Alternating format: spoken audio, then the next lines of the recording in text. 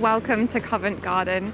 This area is known for its amazing architecture, wealth of theatres thanks to its position nestled in the heart of the West End, and it's also got a pretty long and storied past. Covent Garden actually overlaps the boroughs of Camden and the city of Westminster, and the name itself actually derives from the word convent because back in the Middle Ages, the area we're standing on now was used by monks from Westminster Abbey to grow produce and orchards.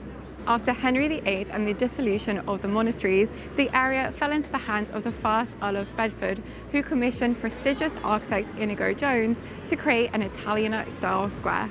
By 1654, a lively fresh market, fruit and vegetable market developed right here. Unfortunately, this huge influx of people meant that less favourable clientele started coming to the area, and there was a huge boom in brothels, taverns and coffee shops, but not the kind you're thinking of that are very aesthetic and cute, but of more ill reputation. It actually took an Act of Parliament in the 19th century to render the square much safer, and after that there was a huge influx of people, but the amount of traffic to the area meant that by the 1960s too many people were coming here, and they actually moved the market over the river to Nine Elms. There were then lots of proposals as to what should be done with the space, and there were even propositions to knock down the existing structures. Luckily, a local campaign managed to save the buildings so we can enjoy them just as they were several centuries ago. Today, Covent Garden is still known for its many entertainment activities, though the performances on offer are way more family friendly. In this video, we're going to show you the best of Covent Garden, including its many hidden gems.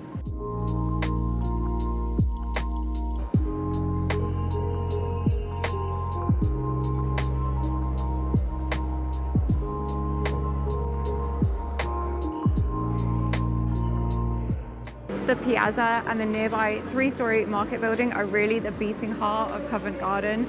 In the market building itself, you can find many shops, eateries, and even the apple market where local vendors sell their handmade craft and goods.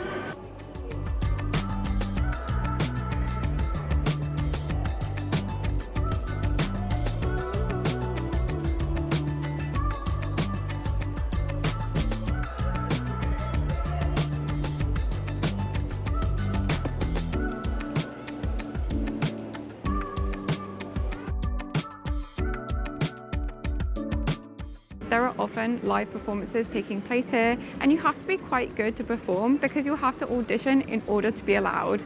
The people, however, are not performing for free, and they'll often ask for donations or even sell their CDs to members of the audience.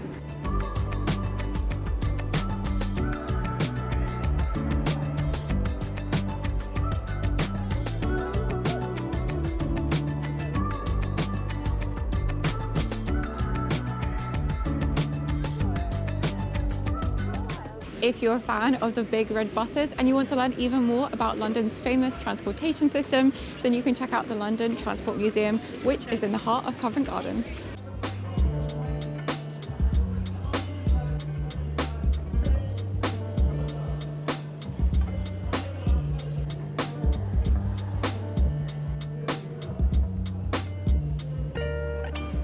If you're looking for a quiet place to relax, then I really recommend coming to St. Paul's Church.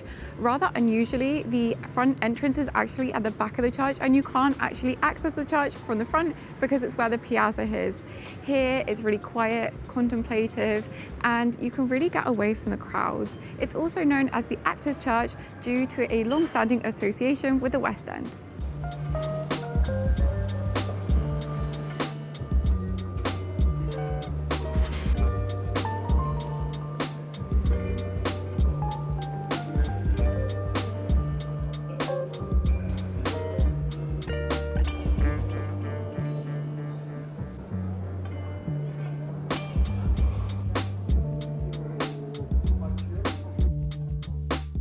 One of my absolute favourite places to visit around Covent Garden has to be Floral Street. Now, the original name for this street was actually Hart Street, but this was changed in 1895 to reflect the local market trade. In actual fact, the vendors on this particular street were more focused on fruits, but the floral name stuck, and today this street is known for its beautiful architecture. And if you head just around the corner, you'll reach Floral Court, which is a bit of a hidden gem of the area as it's very, very quiet.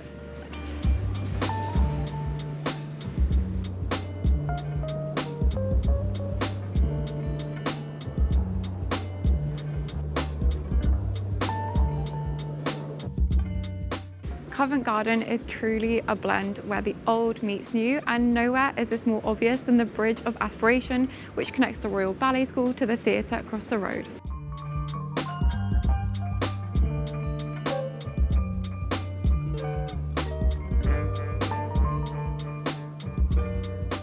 If there's one shop that you have to go to as a travel lover, and I guess if you're watching this video you probably are, it's Stanford's. This was founded in 1853 and is now the largest independent shop selling books and maps in the whole world.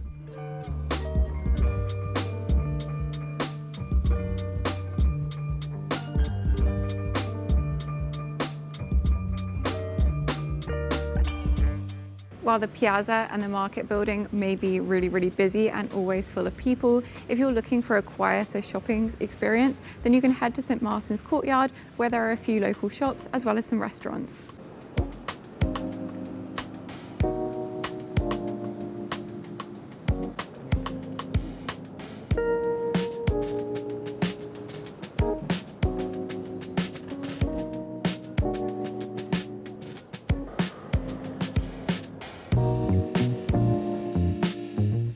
Seven Dials is so called because it comprises of 7 streets radiating off a central roundabout. This area is really famous for its independent shops, its many cafes, boutiques and bars.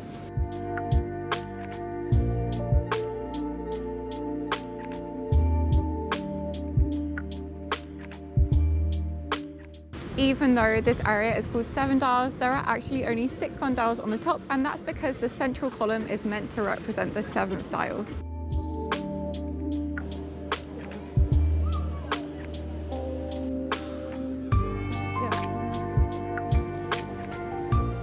If you love colourful places and fun designs, the one place in 7 Dials which is really worth checking out is Neal's Yard.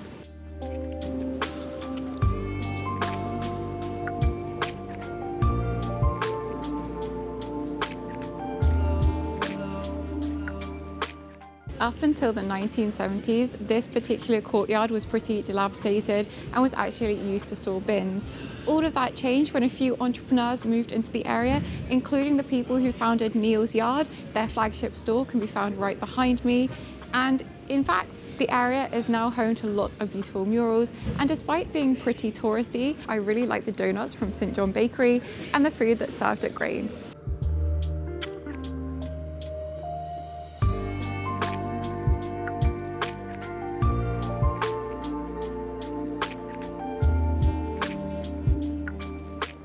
The 7 Dials market can honestly feel quite touristy, but to be honest, it's really worth it simply for the ambiance and the great cuisine from all over the world.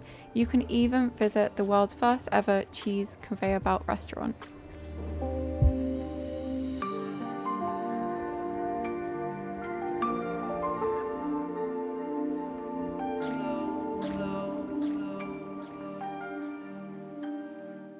The original sundial of 7 Dials actually had to be demolished in 1773 because it became a place for meetings of gangs and mobs. It was actually one of the most dangerous places in all of London.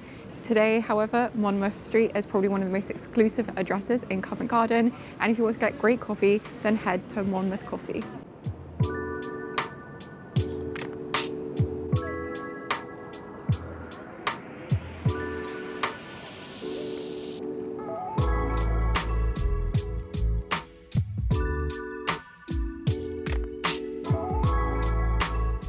If there's one place I unfortunately really recommend not going to, it's Leicester Square. This was originally laid out in 1670 as a gentrified residential square, and today it's definitely not that. This is the heart of the theatre district, but this does mean that there's lots of performances, there's always a lot of people around, and to be honest, it's just not the most aesthetically pleasing area of London.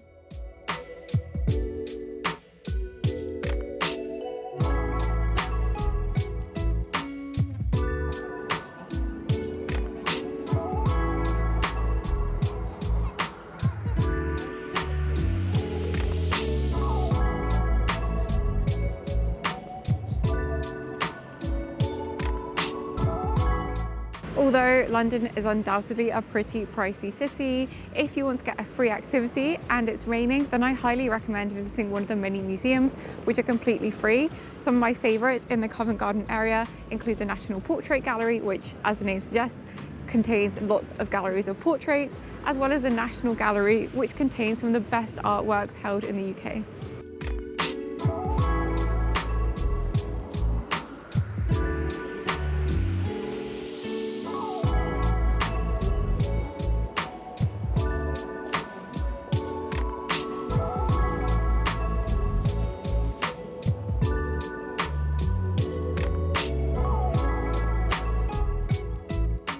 St Martin in the Fields lies directly opposite from Trafalgar Square and was built in the 18th century to replace a former medieval church on site. It's dedicated to St Martin of Tours in France, and most interestingly still, there's been a church on this site since before the boundaries of London stretched this far, which is why it's called St Martin in the Fields, because once upon a time, this was all farmland.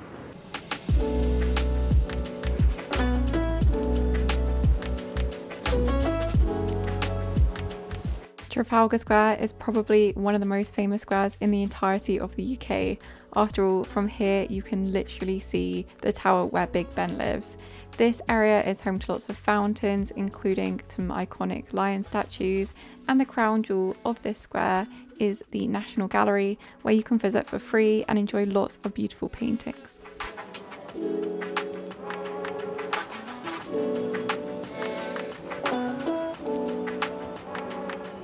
Thank you for watching, and don't forget to like and subscribe for more UK travel content. See you next time. Bye.